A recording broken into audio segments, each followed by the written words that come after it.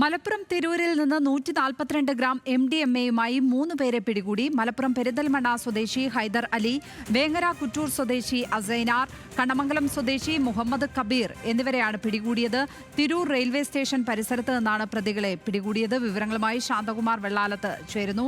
ശാന്തകുമാർ, ഇവർ ലഹരി കേസിൽ പിടിയിലായിരിക്കുന്ന ഈ പ്രതികൾ നേരത്തെ വല്ല കുറ്റകൃത്യ പശ്ചാത്തലമോ ലഹരി പശ്ചാത്തലമോ ഉണ്ടോ? എന്താണ് അന്വേഷണ ഉദ്യോഗസ്ഥരിൽ നിന്ന് നമുക്ക് മനസ്സിലാകുന്നത്?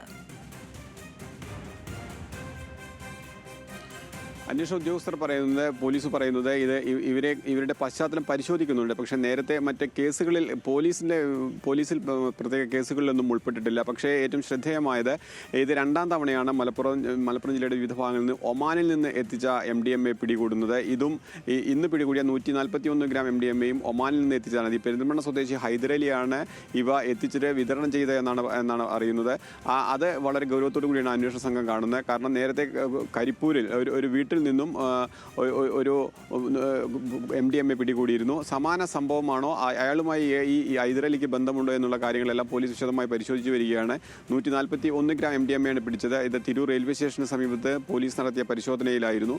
ഇവ ഇതര സംസ്ഥാന തൊഴിലാളികൾക്ക് ഉൾപ്പെടെ വിൽപ്പന നടത്തുന്ന ശ്രമമാണ് ഈ ഹൈദർ അലിയും സംഘവും നടത്തിയിരുന്നതെന്നും പോലീസിന് മനസ്സിലായിട്ടുണ്ട്. എന്തായാലും കൂടുതൽ അന്വേഷണത്തിനും ചോദ്യം ചെയ്യലിനുമായുള്ള ഇന്ന് അന്വേഷണ ഉദ്യോഗസ്ഥർ ചോദ്യം ചെയ്യും എന്ന് തന്നെയാണ് പറയുന്നത്. ലക്ഷ്മി. ശാന്തകുമാർ വെള്ളാലത്താണ് മലപ്പുറത്ത് നിന്നും വിവരങ്ങൾ പങ്കുവച്ചത്.